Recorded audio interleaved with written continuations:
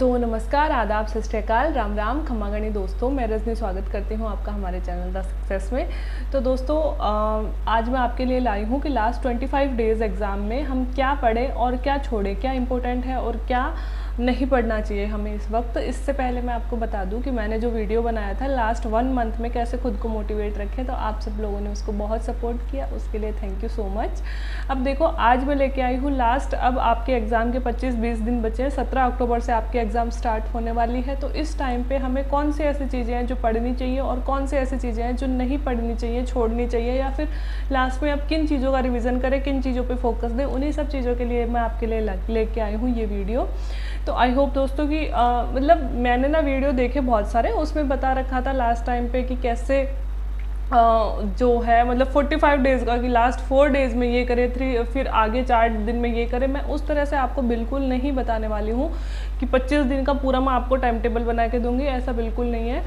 मैं सिर्फ आपको ये बताऊंगी कि 25 दिन में कौन सी चीज़ें पढ़नी चाहिए, लास्ट मतलब कोई भी एग्ज़ाम हो उसके लास्ट टाइम पे हमें कौन सी चीज़ें पढ़नी चाहिए। और आरपीएससी के एग्ज़ाम, क्योंकि मैंने खुद ने फाइट करी और खुद ने मतलब सफल भी हुई हूँ इस एग्ज़ाम में, तो आप सबको पता ही है।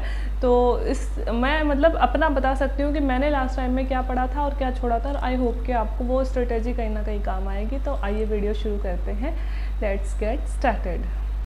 तो दोस्तों सबसे पहले मैं बताना चाहूँगी, क्योंकि अभी हमारे एग्ज़ाम के 20-25 दिन बचे हैं, तो 20-25 दिन बचे हैं, तो इसमें सबसे ज़्यादा ज़रूरी जो फर्स्ट पॉइंट है मॉडल पेपर। मैंने पहले भी हर एक वीडियो में बताया है, मतलब इवन कि जब फर्स्ट ग्रेड की वैकेंसी आई थी तभी भी मैंने एक वीडियो बनाया था, उसमें भी बताया था, और कल परसों जो मोटिवेशनल वीडियो बनाया उसमें भी बताया, और आज मैं फिर से आपको बता रही हूँ कि अभी तक मुझे पता है कि बहुत सारे लोगों में से आपने मॉडल पेपर सॉल्व कर लिए होंगे, टेस्ट दे दिए होंगे, लेकिन अभी तक जिन बच्चों ने मॉडल पेपर सॉल्व नहीं करे हैं और वेट कर रहे हैं कि हमारा सिलेबस पूरा होगा उस दिन हम मॉडल पेपर सॉल्व करेंगे, तो वो दिन कभी नहीं आने वाला है। क्योंकि इतने वाइड सिलेबस होते हैं हमारे किसी भी एग्ज़ाम के, चाहे आरएस ले लो, फर्स्ट ग्रेड ले लो, सेकेंड ग्रेड ले लो, कि सिलेबस शायद ही हमें ऐसा कोई दिन आता है जिस दिन हमें लगे कि हाँ आज हम पूरी तरह से तैयार हैं अपने मतलब एग्ज़ाम के लिए।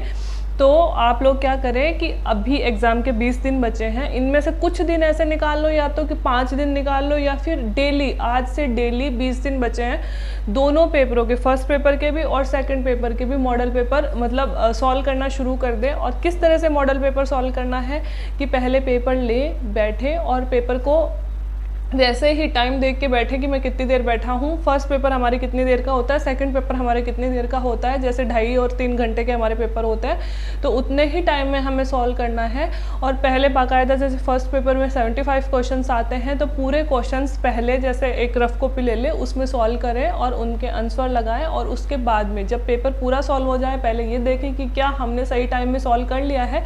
वैसे पेपर इतना लेंथी नहीं आता, हम कर लेते हैं, बस स्टैटिक्स के कुछ क्वेश्चन आते हैं जो थोड़े बड़े आते हैं, जैसे मैथ्स रीजनिंग वगैरह ले लो, उसके अलावा पेपर हम ज़्यादातर कर लेते हैं। ठीक है, तो पहले अपना पेपर टाइमली पूरा करें, उसी तरह से बैठे जिस तरह से एग्जाम में बैठे। मतलब 2.5 घंटे का पेपर होता है एग्जाम में, है ना, 2.5 या 3 घंटे का, हम घर पे 1 घंटे में सॉल्व कर लेते हैं। फर्स्ट पेपर 1 घंटे में सॉल्व कर लेते हैं, और सेकंड पेपर में तो वैसे ही सब्जेक्ट का पेपर होता है, तो कुछ वैसा मतलब सॉल्व करने वाला होता ही नहीं है, वो भी हम जल्दी सॉल्व कर लेते हैं। तो पेपर सॉल्व करें, साथ ही जब पेपर पूरा हो जाए उसके बाद में आंसर देखें। ऐसे नहीं है कि क्वेश्चन किया और पीछे पलट के उत्तर देख लिया, या फिर ऐसे ही पेपर लेके बैठे, ऐसा बिल्कुल नहीं करना है। रफ कॉपी में उत्तर लिखने हैं, और जब पेपर पूरा हो जाए उसके बाद में हमें आंसर मिलान करने हैं। पहले आंसर मिला लो पीछे से, ठीक है, और नंबर जोड़ लो कि हमारे कितने नंबर बन रहे हैं, कितनी परसेंटेज बन रही है, पिछली बार की कट ऑफ देख लो कि क्या हम उसके आसपास आए हैं, और वो नहीं देखो तो उससे कोई फ़र्क नहीं पड़ता कि आपके परसेंटेज से कम आ रहे हैं, ज़्यादा आ रहे हैं, अभी उससे कोई फ़र्क नहीं पड़ता। लेकिन उसके साथ ही आपको करना क्या है, जब आपने पेपर सॉल्व कर लिया तो अब आप अपने उत्तर मिलाएं कि वो जो 75 क्वेश्चन आपने सॉल्व करे हैं, वो जो 150 क्वेश्चन आपने सॉल्व करे हैं, क्या मतलब उनमें से कौन से का उत्तर आपने सही किया है। जो सही किया है वो भी देख लें कि हाँ ये वाला मेरा उत्तर सही था, और जो गलत किया है वो भी देख लें कि अच्छा ये मेरा गलत हुआ है और इसका उत्तर ये है। इससे क्या होता है कि अगर आप जैसे अभी 25 दिन एग्जाम के बच्चे हैं, 20 पेपर भी सॉल्व कर लोगे ना दोस्तों, दोनों पेपरों के, तो मतलब मैं आपको बार बार कहती हूँ, फर्स्ट ग्रेड में जैसे मोस्टली तो सब्जेक्ट का पेपर जो होता है और जीके के जैसे राजस्थान के क्वेश्चन वगैरह जो आते हैं हमारे फर्स्ट पेपर में, इतना रिवाइज होते हैं कि आपको 4-5 क्वेश्चन तो पुराने पेपरों में से मिल जाएंगे। और इसके साथ ही क्या होगा, आपको याद होने लगेंगे, उत्तर याद हो जाएंगे। ज्योग्राफी में तो बहुत सारी चीज़ें हैं जो बिल्कुल सिंपल हैं और हर साल आती ही आती हैं, चाहे नेट का पेपर देख लो, चाहे फर्स्ट ग्रेड देख लो, है ना। तो लेकिन ज्योग्राफी की बात अलग से कर दूंगी, मैं एक वीडियो बना लूँगी। अभी हम सामान्य पेपर की बात करें जो फर्स्ट पेपर हो रहा है, तो ऐसे ही डेली अपना रिवीजन करें, मतलब डेली एक पेपर सॉल्व करें, फिर आंसर मिलाएं, फिर आंसर मिलाने के बाद में आंसर चेक करें। इससे क्या होगा, वो पेपर आपको मोस्टली याद हो जाएगा। अगर उसमें से क्वेश्चन आते हैं तो आप उनको कर पाओगे। इसके अलावा पेपर सॉल्व करने से क्या होता है, स्ट्रेस मैनेजमेंट हमारा दिमाग कर पाता है। अगर आपने एक भी पेपर सॉल्व नहीं किया और यही नहीं देखा कि पेपर कैसा आता है, तो जब एग्जाम में जाओगे उस दिन आपको लगेगा, मतलब जो प्रेशर होता है एग्जाम का वो आप सहन नहीं कर पाओगे। इसलिए ज़रूरी है कि आप डेली अपने, मुश्किल से 4 घंटे लगते दोनों पेपरों के सॉल्व करने के और आंसर मिलान करने के, 4 घंटे से ज़्यादा नहीं लगेंगे। और क्योंकि एग्ज़ाम टाइम पे आते आते माइंड वैसे भी थोड़ा सा हैंग हो जाता है, इसलिए आपको ज़रूरी है कि आप डेली पेपर सॉल्व करें। तो आज से कसम खा ले, कुछ भी हो जाए, चाहे सुबह उठते ही करें या फिर शाम को करें, है ना, लेकिन आपको पेपर सॉल्व करने हैं, मतलब करने हैं, ठीक है। तो फर्स्ट ये पॉइंट है हमारा। तो दोस्तों दूसरा पॉइंट, क्योंकि अभी हमारी एग्ज़ाम के 20-25 दिन बचे हैं, तो 20-25 दिन में हमारी आरपीएससी, देखो करंट अफेयर हो सकता है आपने, जैसा कि मैं हमेशा बोलती हूँ, रेगुलर हो आप करंट अफेयर के लिए, क्योंकि मैं हमेशा रेगुलर रहा करती थी। लेकिन कितना भी रेगुलर हो लास्ट टाइम पे हमको 6 महीने और 1 साल के करंट अफेयर देखने ही पड़ते हैं, और अलग से देखने पड़ते हैं, किसी भी मैगजीन से देखने पड़ते हैं। तो अगर आप करंट अफेयर से रेगुलर हो तो आपको दिक्कत आनी नहीं है। और अगर आप डेली नहीं पढ़ते हो करंट अफेयर और आपने सोचा है कि एग्जाम के लास्ट टाइम पे चल के मैं करंट अफेयर पढ़ूंगा या पढ़ूंगी सॉरी, तो अब वो टाइम आ गया है कि आप अपने करंट अफेयर पढ़ें। क्योंकि आप सोच रहे हो कि एग्ज़ाम से 2 दिन पहले पढ़ूंगा, 5 दिन पहले पढ़ूंगा, तो वो कभी नहीं होने वाला है। 2 दिन 5 दिन पहले दिमाग पे बहुत ज़्यादा प्रेशर आ जाता है, सिलेबस हमें पहाड़ जैसा लगने लगता है, अरे यार ये भी याद नहीं है, ये भी याद नहीं है, ऐसे लगने लगता है, तो वो कभी नहीं हो पाएगा। इससे अच्छा है कि आप अभी अपने करंट अफेयर को, मतलब कि डेली नहीं, 2 दिन निकाले करंट अफेयर के लिए, 2 दिन में या 3 दिन निकाले मुश्किल से। एक तो 6 महीने की ले ले, राजस्थान के लिए मुझे सबसे अच्छी लगती थी मूमल, बाकी आप दिशा या जो भी ले सकते हो, जो भी एक मैगजीन आती है। और पढ़ना कब तक का करंट अफेयर, अपन को लास्ट 6 महीने का बहुत अच्छे से देखना है और 1 साल तक का करंट अफेयर्स हमें पढ़ना है। तो 1 साल तक की, एक तो मूमल की देखो वार्षिकांक आती है, एक वार्षिकांक आप खरीद सकते हो, खरीद ली होगी जो मेरे साथ अभी कनेक्ट है उन लोगों ने, क्योंकि मैं हमेशा बताती हूँ। और एक आप 6 महीने की मूमल खरीद लो, या फिर वार्षिकांक में 6 महीने की भी आ जाती है, लास्ट 2 मंथ्स की, और एक मूमल 2 माह की आती है, तो लास्ट 2 मंथ्स की मूमल खरीद लो और उनको बहुत अच्छे से पढ़ लो। या फिर 2 ही किताबें खरीद लो, मैंने तो 2 ही पढ़ी थी, एक तो वार्षिकांक ले लिया था और एक लास्ट 2 महीने की मूमल ले ली थी लेटेस्ट। जैसे हमारा एग्जाम था 7 जनवरी को, तो मैंने नवंबर दिसंबर वाली मूमल ले ली थी। अभी अगर आप करंट अफेयर पढ़ रहे हो, डेली न्यूज़ पढ़ रहे हो, तो इन्हें चाहे पढ़ना बंद कर सकते हो, क्योंकि हमारी आरपीएससी का ट्रेंड होता है लेटेस्ट क्वेश्चन तो कभी नहीं आते, क्योंकि हमारे पेपर अभी तक बन चुके हैं, तो इसलिए लेटेस्ट नहीं आएंगे। अभी अगर आप पेपर को 1 घंटा 2 घंटा दे रहे हो तो उसे आप बंद कर सकते हो। वैसे मुझे करंट अफेयर बंद करने का कोई मतलब लगता नहीं है, क्योंकि करंट अफेयर का मतलब ये नहीं है कि रोज उसमें नई बातें आती हैं, हमारे पीछे का ही रिवीजन होता रहता है। तो मैं अपने करंट अफेयर कभी बंद नहीं करती, ठीक है। लेकिन अगर आपको लग रहा है कि सिलेबस ज़्यादा है और अभी करंट अफेयर्स के लिए टाइम नहीं है, तो अभी आप करंट अफेयर बंद कर सकते हो। आपको पढ़ना क्या है, राजस्थान के करंट अफेयर पे ज़्यादा ध्यान दीजिएगा, राजस्थान के करंट अफेयर ज़्यादा पूछे जाते हैं। साथ ही स्पोर्ट्स पे ज़्यादा ध्यान दीजिएगा दोस्तों। अगर मतलब खासकर लड़कियां जो होती हैं उनके स्पोर्ट्स में कम रुचि होती है, बट मैं आपको बार बार बोल रही हूँ, अभी जो भी हमारे राष्ट्रमंडल खेल हुए हैं, किसने मेडल जीता है, खासकर गोल्ड मेडल किसने जीता है, ब्रॉन्ज मेडल किसने जीता है और सिल्वर मेडल किसने जीता है, कौन सा खिलाड़ी किस खेल से संबंधित था, है ना, ये सारी चीज़ें, और कौन से खेलों से संबंधित पुरस्कार बहुत पूछे जाते हैं। और खेल से संबंधित मैं आपको मतलब गारंटेड बता रही हूँ 4 या 5 क्वेश्चन आपके खेल से संबंधित आएंगे ही आएंगे, ठीक है। तो लास्ट जो भी हमारे बड़े बड़े इंपॉर्टेंट खेल हुए हैं, किसने अभी रोजर फेडरर ने जैसे संन्यास लिया है, किसने अभी संन्यास लिया है, ठीक है, और उसने कितने ग्रैंड स्लैम जीते थे, एक आध क्वेश्चन ग्रैंड स्लैम में से भी पूछ लिया जाता है। लेटेस्ट नहीं पूछेंगे, 1-2 महीने पुराने पूछेंगे, ठीक है। और जैसे कि कोई क्रिकेट प्रतियोगिता हुई है, जैसे कि अभी अपनी एशिया ट्रॉफी हुई थी, तो मोस्टली हमसे, जैसे इंडिया अगर एशिया ट्रॉफी जीतता भी तो हमसे जैसे 2-3 सालों का ट्रेंड देख लिया मैंने, कि ये नहीं पूछेंगे जीती किसने, ये पूछेंगे कि सेकंड रनर अप कौन रहा, या फिर इंडिया को सेमीफाइनल में किसने पराजित किया था, है ना, इस तरह से क्वेश्चन पूछे जाते हैं। तो स्पोर्ट्स पे खास ध्यान दीजिएगा। साथ ही 6 महीने के करंट अफेयर, मतलब इंडियन करंट अफेयर तो पढ़ोगे ही, मूमल में इंडियन करंट अफेयर भी आते हैं। मैं ऐसे कह रही हूँ, या तो दिशा नाम की एक मैगजीन आती है या फिर मूमल नाम की एक मैगजीन आती है, आप राजस्थान के करंट अफेयर्स के लिए वो प्रीफर कर सकते हो। बाकी आपके पास जो भी अगर कोचिंग नोट्स हैं या फिर आप कहीं और सोर्स से पढ़ रहे हो, जैसे उत्कर्ष वगैरह पे भी अच्छे करंट अफेयर्स पढ़ाते हैं, तो अगर आप उनसे आपने तैयार किया है तो वो भी आप कर सकते हो। मैं उन बच्चों के लिए बता रही हूँ जो मतलब नहीं उनके पास में कोई सोर्स है, कि मूमल आती है 40-50 रुपये की मूमल आएगी 6 महीने वाली या 1 साल वाली, वो खरीद लीजिए। और पता है, एक आरपीएससी का ट्रेंड बता रही हूँ, मुझे नहीं पता इस साल होगा कि नहीं होगा, आरपीएससी में पुराने करंट अफेयर्स ज़्यादा पूछे जाते हैं। लास्ट 2-3 मंथ में से कुछ नहीं पूछा जाता, बिल्कुल साफ होता है। इवन हमसे तो 6 महीने के करंट अफेयर में से कुछ पूछा ही नहीं गया था, पुराने करंट अफेयर पूछे जाते हैं। तो आप एक बार वार्षिकांक को जरूर रट लेना, 3 या 4 दिन दे दो करंट अफेयर्स को, क्योंकि यकीन मानिए करंट अफेयर्स में से 10 या 15 या 20 तक क्वेश्चन आते हैं दोस्तों। करंट अफेयर का बहुत बड़ा योगदान है, छोड़कर जाने की गलती मत करना, लास्ट दिनों का वेट मत करना। आज और अभी अगले 3 या 4 दिन में वार्षिकांक सल्टा दीजिए और मतलब कोशिश कीजिए कि अब जब तक एग्जाम हो रोज अपन को 5 पेज या 10 पेज मुमल के पढ़ने ही पढ़ने हैं, चाहे आंखों में से निकाल लीजिए, रटना नहीं है क्योंकि आंखों में से निकाल लोगे तो भी याद आ जाएंगे एग्जाम में, लेकिन पढ़ के जरूर जाना है। तो करंट अफेयर्स हमारा दूसरा इंपॉर्टेंट पॉइंट है, पढ़ना ही है इस वक्त, अब करंट अफेयर को इग्नोर नहीं करना है। तीसरा, सब बच्चे पूछते हैं स्कूल मैनेजमेंट के बारे में। स्कूल मैनेजमेंट में दोस्तों 15-20 क्वेश्चन आते ही आते हैं और स्कूल मैनेजमेंट का जो सिलेबस है वो बहुत छोटा सिलेबस है, तो स्कूल मैनेजमेंट को छोड़ने की गलती मत करना।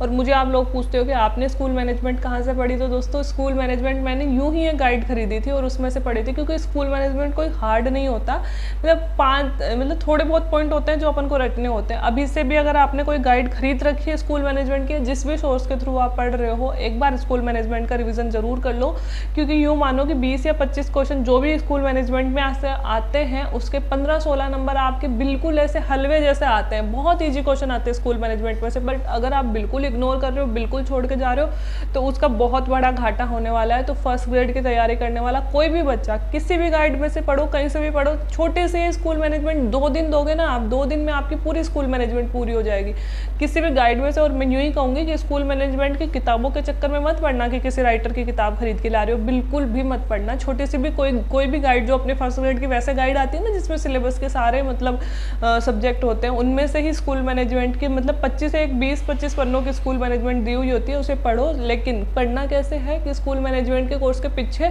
जो भी क्वेश्चन दिए हुए हैं उन क्वेश्चन को सॉल्व करो। स्कूल मैनेजमेंट वाली मतलब सबसे अच्छी चीज़ यही होती है कि जो क्वेश्चन मतलब बार बार रिपीट होते हैं, क्योंकि क्वेश्चन इतने से बनते हैं तो इतना मतलब हार्ड नहीं होता।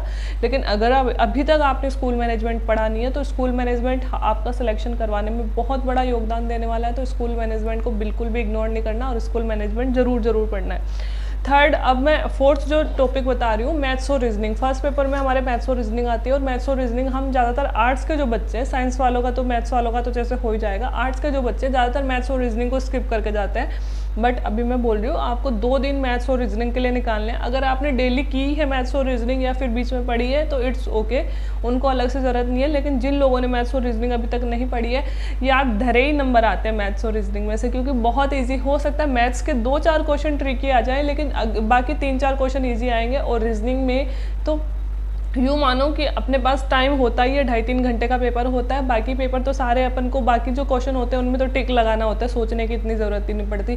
मैथ्स और रीजनिंग में अपन को भरपूर टाइम होता है, तो रीजनिंग में बैठे बैठे हम करते रहेंगे तो उत्तर निकल ही आते हैं। तो और लेकिन रीजनिंग तब नहीं होती जब दिमाग बिल्कुल भूटा होता है यार, रीजनिंग के लिए थोड़ी सी प्रैक्टिस करनी पड़ती है। तो जो भी हमारे टॉपिक दिए हुए हैं, आपके पास में कोई भी बुक है या फिर गाइड खरीद रखी है, उसमें से हर एक टॉपिक का जैसे प्रतिशतता दी हुई है, दूरी और समय दिया हुआ है, या फिर वो क्या रिश्तों वाला टॉपिक दिया हुआ है रीजनिंग में, है ना। तो इन सब के ना आप यूँ कीजिए 20-20 क्वेश्चन सॉल्व कर लीजिए, हर एक टॉपिक के 20-20 क्वेश्चन, किसी भी गाइड में से जो भी आपके पास पड़ी है ना, जो भी बुकलेट आपके पास पड़ी है, किसी कोचिंग की पड़ी है। ऐसा ज़रूरी नहीं है कि फर्स्ट ग्रेड की खरीदी। ये मतलब मैथ्स और रीजनिंग के जो टॉपिक हमारे सिलेबस में है वो मोस्टली हर एक कम्पिटेटरी एग्जाम के सिलेबस में होते हैं, तो आप उनको सॉल्व करो। और मतलब 20-20 क्वेश्चन का टारगेट बना लो, 20-20 क्वेश्चन का मतलब हमें सॉल्व करने, और इतना जब कर लोगे ना 20-20 क्वेश्चन हर एक टॉपिक के, तो आपका दिमाग थोड़ा शार्प हो जाएगा और एग्जाम में आपको मैथ्स रीजनिंग करने में जोड़ नहीं आएगी। तो मैथ्स रीजनिंग को स्किप मत करना, मैथ्स रीजनिंग में धरे ही नंबर आते हैं। स्टैटिक्स वाला जो पोर्शन है वो मैं तो छोड़ के गई थी भाई, मेरे को नहीं आता था, और मेरे को लगता था इस वाले टॉपिक में इतना टाइम देंगे तो मुझसे होता भी नहीं था वो, क्योंकि बहुत सारे सूत्र वगैरह रटने पड़ते हैं। तो अगर आप छोड़ना चाहो तो आप छोड़ सकते हो, वो आपकी मर्जी है, वो आपसे अलग है। लेकिन मैथ्स रीजनिंग के जो सिंपल टॉपिक है जो हम हर कंपटीशन एग्जाम के लिए पढ़ते हैं, वो आपको स्किप नहीं करने हैं। है, हर एक टॉपिक के किसी भी बुकलेट में से या फिर गाइड में से 20-20 क्वेश्चन सॉल्व कर लो। अभी एक बार सॉल्व कर लोगे, 2 दिन दे दोगे ना मैथ्स रीजनिंग को, तो ऐसा लगेगा वाह यार मेरी तो मतलब आ रही है मुझको मैथ्स और रीजनिंग, है ना। तो इतना सा आप थोड़ा सा कर लेना, और मैथ्स और रीजनिंग के नंबर आपको बिल्कुल भी नहीं छोड़ने हैं, क्योंकि आर्ट्स वालों को घबराने की जरूरत नहीं है। मेरी भी मैथ्स बिल्कुल भी अच्छी नहीं है, लेकिन मेरी रीजनिंग थोड़ी अच्छी है, मतलब रीजनिंग के मैं कोई भी क्वेश्चन छोड़ती नहीं हूँ, बट मेरी मैथ्स अच्छी नहीं है। लेकिन फिर भी अगर मैथ्स के 6 क्वेश्चन भी आ रहे हैं तो उसमें से 3-4 मैं सॉल्व कर देती हूँ, क्यों? क्योंकि थोड़ी बहुत प्रैक्टिस कर लेती हूँ, है ना। तो इसलिए आर्ट्स वाले बच्चों को स्किप नहीं करना है, मैथ्स और रीजनिंग को 2 दिन दे दो, और 2 दिन में सारे टॉपिकों के 20-20 क्वेश्चन सॉल्व कर लो। सूत्र वूत्र कुछ पढ़ने की जरूरत नहीं है, सिर्फ क्वेश्चन उठाओ सॉल्व कर लो, उतने में अपन को आ जाती है वो, है ना। तो मैथ्स और रीजनिंग पर भी आपको ध्यान देना है, ठीक है। तो लास्ट बात जो आती है कि जो अपना फर्स्ट पेपर होता है जो आरपीएससी का, उसमें कुछ छोटे सब्जेक्ट है, कुछ बड़े सब्जेक्ट है। जैसे छोटे छोटे मान लो हिंदी है, इंग्लिश है, इनमें से 2-2 3-3 2-2 3-3 क्वेश्चन आते हैं। इनको अभी पढ़ने की ज़रूरत नहीं है। अगर आपने पहले पढ़ा है तो बहुत अच्छा है, नहीं पढ़ा है तो बहुत अच्छा है।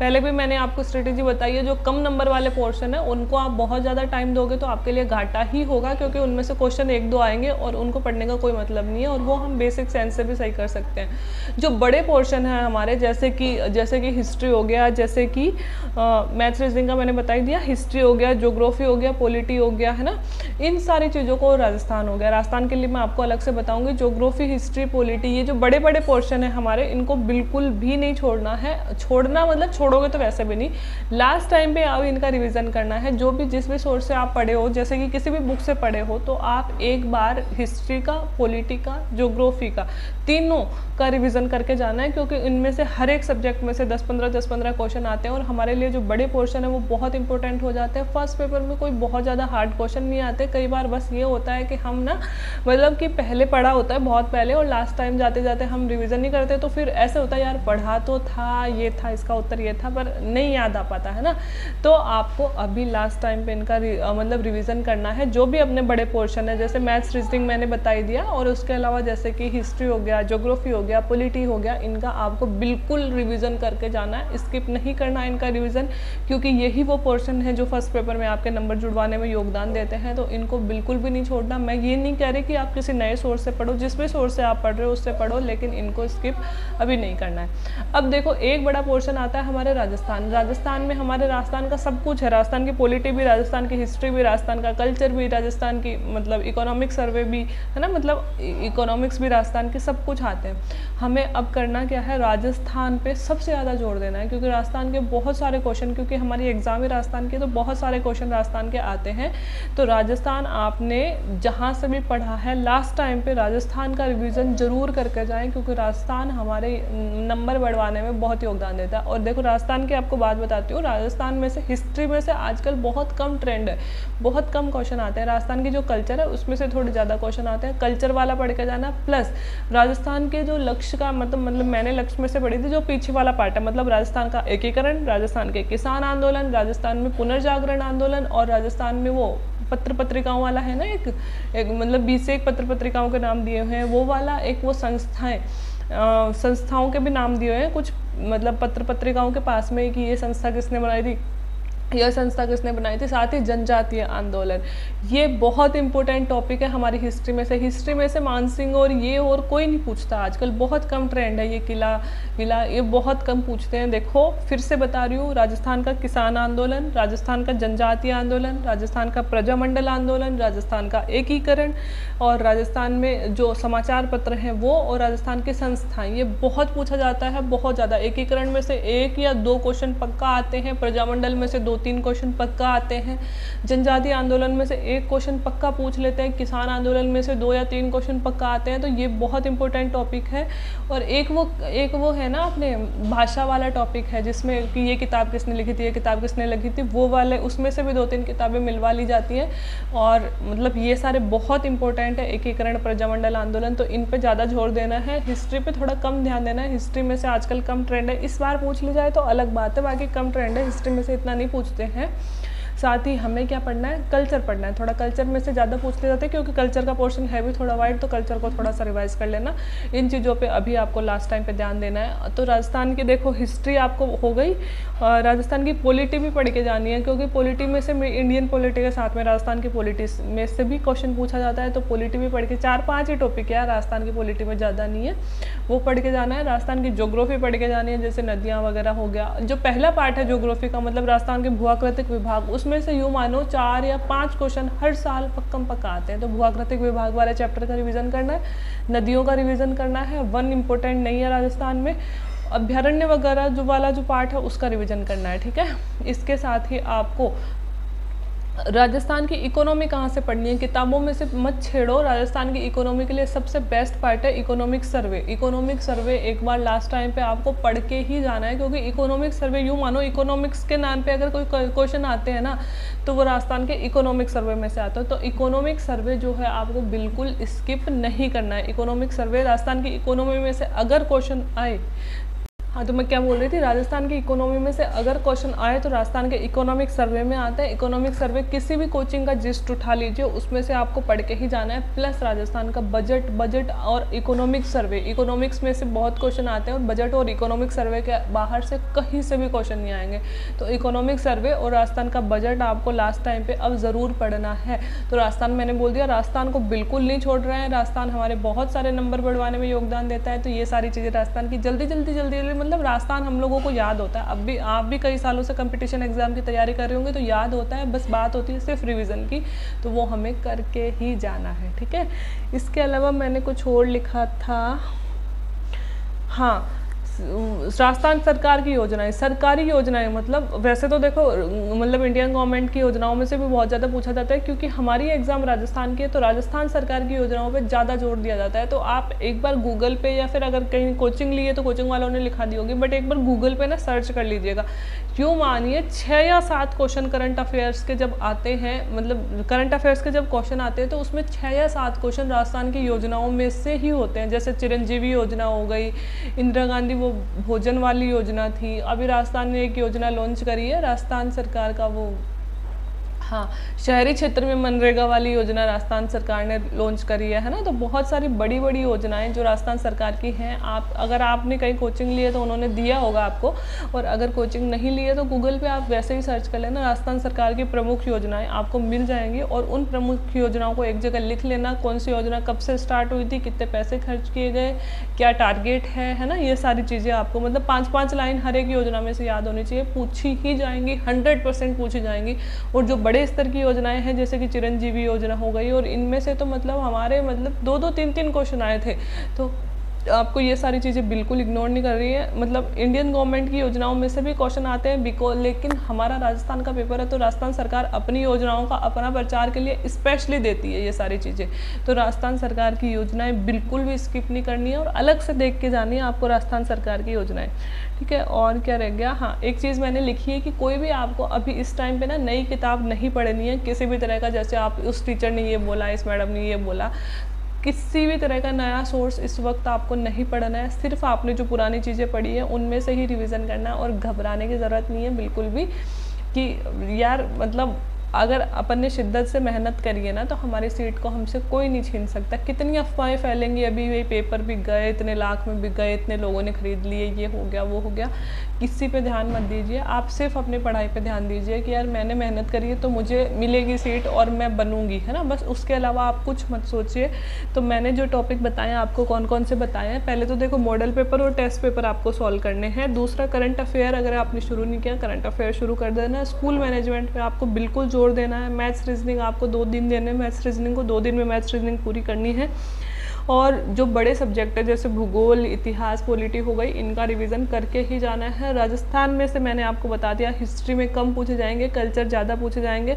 प्रजामंडल आंदोलन, किसान आंदोलन, जनजातीय आंदोलन, न्यूज़पेपर राजस्थान के, राजस्थान की प्रमुख संस्थाएं, है ना, ये सारे क्वेश्चन हमसे पूछे जाते हैं तो इनके बारे में थोड़ा सा पढ़ के जाना है। एकीकरण हो गया राजस्थान का। राजस्थान का बजट, राजस्थान का इकोनॉमिक सर्वे, इंडियन बजट नहीं देखो चलेगा, इंडियन इकोनॉमिक सर्वे नहीं देखो चलेगा, बट राजस्थान का बजट और इकोनॉमिक सर्वे में से हर साल 5 और 6 क्वेश्चन आते ही आते हैं और ज़रूरी है पढ़ के जाना आपको, ठीक है। एक मैंने जनगणना आपको बताना भूल गई, जनगणना के डाटा भी देख के जाने। पुरानी जनगणना ही चल रही है अभी 2011 वाली, थोड़ी पुरानी हो गई, लेकिन हर साल जनगणना में से 2-3 क्वेश्चन पूछे जाते हैं पेपर में कि जनघनत्व को क्रम के अनुसार जचाइए, फिर अधिक जनसंख्या कम जनसंख्या वाले क्षेत्रों को जचाइए, लिंगानुपात वाले क्षेत्रों को जचाइए। ऐसे कई बार मतलब पूछे जाते हैं, हर एग्जाम में पूछे जाते हैं, तो थोड़ी सी आपको देख के जानी है। और राजस्थान सरकार की सारी योजनाएं आपको बिल्कुल देख के जानी है, बहुत इंपॉर्टेंट टॉपिक है। तो आई होप दोस्तों बहुत सारे टॉपिक्स मैंने बताए हैं आपके एग्ज़ाम में कहीं ना कहीं मदद करेंगे, ठीक है। तो इन सारे टॉपिक्स पे आप ध्यान देना, ज़रूर ही आपकी मतलब लास्ट टाइम जो होता है उसमें आपकी तैयारी सुधरेगी।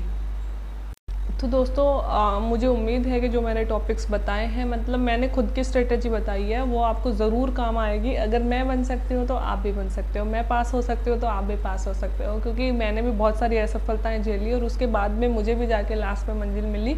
तो दोस्तों अगर मतलब आप पहली तैयारी है या अंतिम तैयारी है, हमेशा ये सोच के चलो कि मेरा अंतिम युद्ध है और इस बार मैं मतलब मैदान जीत के ही रहूँगा, ठीक है। लास्ट टाइम पे अभी आप सोशल मीडिया से बिल्कुल दूर हो जाइए, रिश्तेदारों से भी एक तरह से दूरी बना के रखिए, फ़ोन पे लोगों से बात करना बिल्कुल बंद कर दीजिए, सिर्फ अपने family member, personal family member से बात कीजिए, जैसे मम्मी पापा भाई बहन। और अगर आपकी कोई स्पेशल मतलब कि ऐसे दोस्त है जिससे आप अपनी फीलिंग शेयर करते हो, तो उसके अलावा आप सबसे थोड़ी दूरी बना के रखिए। मोटिवेशन मतलब पिछले वीडियो में मैंने बहुत सारा दे दिया था, तो मोटिवेशन के लिए क्या बोलूँ, बस इतना कहूँगी कि घबराने की ज़रूरत नहीं है। अगर मतलब हमने मेहनत करी है तो हमारी सीट कोई नहीं रोक सकता। और मतलब ये भी नहीं है कि अगर हम पास नहीं हुए तो ये हमारे लिए आखिरी है यार। सेकंड ग्रेड की एग्ज़ाम मतलब अभी होने ही वाली है, सेकंड ग्रेड भी एक अच्छी जॉब होती है, RAS की वैकेंसी आने वाली है, तो आखिरी कुछ भी नहीं होता। बस हमारे लिए ये है कि हम शिद्दत से मेहनत करें, सब कुछ भूल के मेहनत करें। मंजिल हो ही नहीं सकता कि हमें मिले नहीं। वो कहते हैं ना कि कौन कहता है आसमानों में छेद नहीं होता, कौन कहता है आसमानों में छेद नहीं होता, कभी एक पत्थर शिद्दत से या तबीयत से फेंक कर तो देख। तो वही बात है कि हम किसी भी मुसीबत से जूझ रहे हों, किसी भी परिस्थिति से जूझ रहे हों, लेकिन एक दिन ऐसा आएगा कि हमें मंजिल ज़रूर मिलेगी, और वो दिन सच मानिए कि बहुत नज़दीक है। तो बहुत सारे बच्चों के मैसेज आ रहे थे और आप लोगों के घबराहट मैं समझ सकती हूँ, क्योंकि मैं उस दौर से गुजरी हूँ, तो मुझे पता है कि क्या होता है जब लास्ट टाइम होता है एग्ज़ाम आने वाली। मुझे पता है बहुत इरिटेशन होती है, और हम हर जगह से मतलब वही लास्ट बात कहूँगी, पॉजिटिविटी लेने की कोशिश कीजिए, कहीं से भी मिले आप बस सकारात्मक ऊर्जा लीजिए।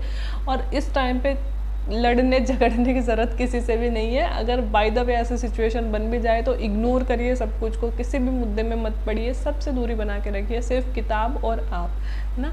और बहुत सारी जो अफवाहें फैलेंगी कि ये पेपर बिक गया, ये हो गया, ये वो हो गया, या पेपर लेट होने वाला है, सबसे मतलब किसी पे भी ध्यान मत दीजिए। आप बस ये सोचिए कि इन सीटों में से एक सीट मेरी है, जो मुझे लेने से कोई नहीं रोक सकता।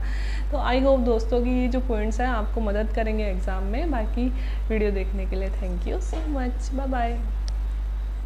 हाँ, अगर वीडियो अच्छे लग रहे हो तो प्लीज़ नीचे कमेंट कर दीजिए। आपके कमेंट से मुझे पता चलता है कि आगे मुझे किस तरह के वीडियोस बनाने चाहिए। और जल्दी ही मैं ज्योग्राफी वाले बच्चों के लिए, क्योंकि मैं खुद ज्योग्राफी से एक लेक्चरर हूँ, तो ज्योग्राफी वाले बच्चों के लिए वीडियो लाने वाली हूँ कि ज्योग्राफी में लास्ट दिनों में हम क्या पढ़े, कैसे पढ़े, किस चीज़ पे ज़्यादा जोर दें और किस चीज़ पे कम जोर दें। लेकिन उसके लिए आपको क्या करना होगा, नीचे कमेंट बॉक्स में कमेंट करने होंगे।